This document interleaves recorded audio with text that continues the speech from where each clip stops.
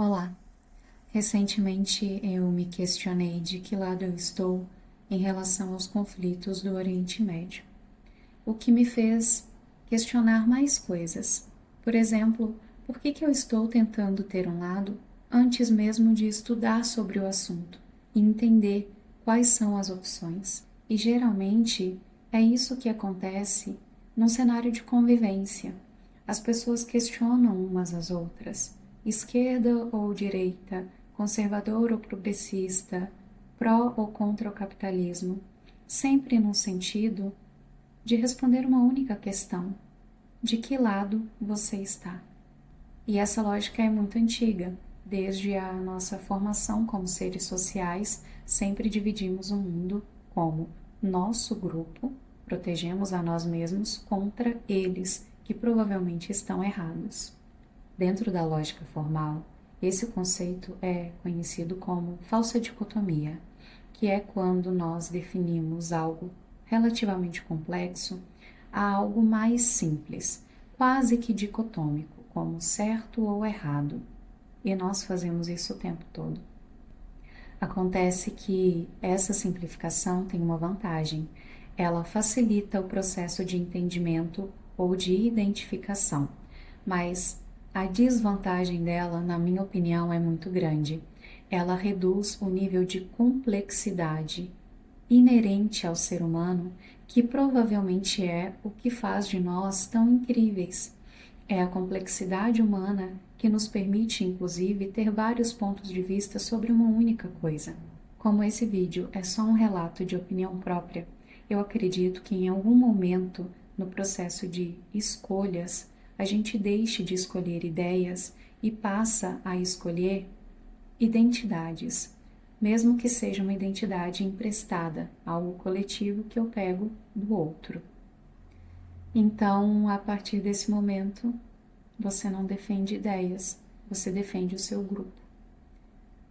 Na psicologia social, isso é conhecido como viés do endogrupo, que é quando nós priorizamos as informações ou tudo que vem do nosso grupo em detrimento do outro, que é o viés do exogrupo. Tudo que vem do outro é rejeitado ou é detestável. Perceba como isso é muito problemático. O outro deixa de ser um grupo que pensa diferente e passa a ser mau caráter, desonesto, irracional, às vezes até perigoso. Ou seja, às vezes mesmo sem conhecer o outro, nós já temos opiniões sobre eles, e geralmente são opiniões horríveis, pautadas apenas em nós, na nossa identificação, na forma como nós vemos o mundo, e nós vemos nós como corretos e o outro como errado. Não é sobre o outro.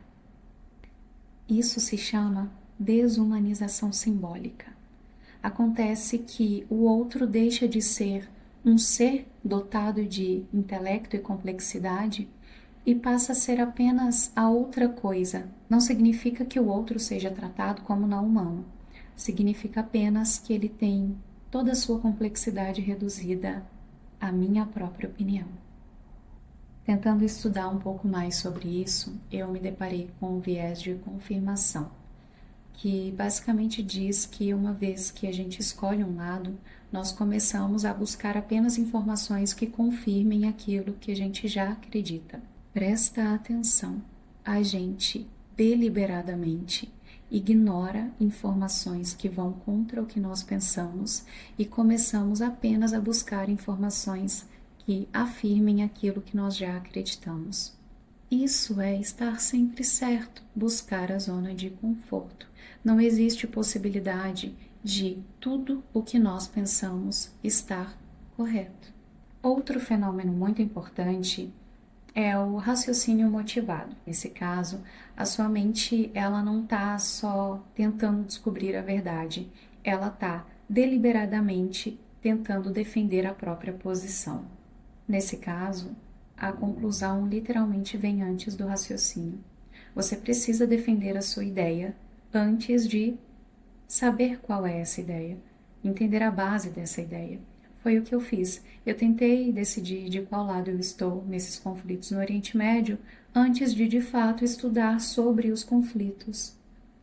Isso rompe a lógica de tentar ser alguém mais justo, ou pelo menos tentar ser alguém melhor para conviver. E com o tempo esse processo gera algo chamado polarização afetiva, que é quando não se trata apenas de discordar, a gente cria uma aversão ao outro. E isso é só mais um reforço para que o debate deixe de ser sobre ideias e passe a ser sobre o quão afetivamente eu estou próximo daquele outro, ou não. Muitos pensadores aparentemente debateram sobre isso, e nesse momento eu vou citar a Hannah Arendt. Ela fala que narrativas políticas têm literalmente reduzido a realidade legítima a meros momentos de bem e mal. Nietzsche criticou bastante o que ele denominava como moral simplificada, que é o processo de muito mais tentar formar grupos a partir do contexto moral do que explicar a realidade de forma verdadeira. E quando as narrativas morais só servem para definir grupos, mais uma vez elas perdem a complexidade e os questionamentos que precisam ser feitos para entender como o mundo funciona. Para ser bem sincera, me preocupa o fato de que, se nós vemos os outros como menores, nós automaticamente estamos engrandecendo a nós mesmos. Se vemos o outro como errado ou inferior só porque eles estão do lado de lá, o que nós somos? Autarquias capazes de definir o que é bom e o que é ruim? E o que é bom sempre é o que faz parte de nós? Talvez a gente tenha se tornado organismos unicelulares, entidades em que entendemos o que o outro que pensa como nós fala como verdade absoluta, mas o outro está sempre inevitavelmente errado. Mesmo que eu nem sequer pare para questionar se eu realmente concordo ou discordo do que está sendo dito. Mais do que isso, não existe nada no outro que faça sentido. E observando isso, eu me pergunto, e se a questão de que lado você está estiver errada desde o seu princípio? Talvez o problema não seja escolher um lado. Talvez o problema seja definir que apenas dois lados existem, porque em muitos momentos da história, o que existia não era apenas um campo de batalha. Eram decisões complexas, informações cruzadas, erros, narrativas, decisões equivocadas dos dois lados. Sabe, se existe algo interessante sobre a complexidade, é justamente que ela não é confortável. Ela não delibera respostas rápidas ou simples, mas ela certamente se aproxima muito da realidade. E talvez a maturidade intelectual comece exatamente nesse ponto, no momento exato em que percebemos que o mundo não é uma disputa entre dois polos. Enfim, se a pergunta de que lado você está puder ser substituída, que pergunta você faria?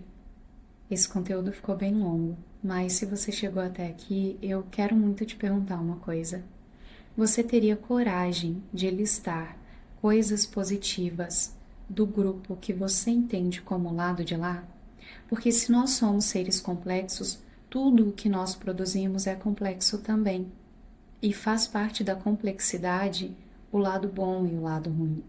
E se tem lado bom e ruim em tudo, existe um bom do outro e um ruim em nós. Você seria capaz de listar o que há de ruim dentro das tuas percepções? E não, isso não é uma pergunta retórica, é um desafio.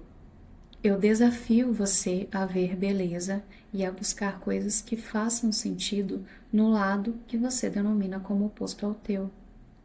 Eu também gostaria muito que você considerasse algo que a gente raramente consegue admitir. Não existem apenas dois lados. Às vezes, como no caso das guerras que a gente vê no Oriente Médio, talvez todos nós estejamos profundamente equivocados. Porque no fundo, toda guerra revela exatamente a mesma coisa: a incapacidade humana de enxergar a humanidade do lado de lá. Por fim, Muito obrigada por dedicar o seu tempo para refletir um pouco comigo.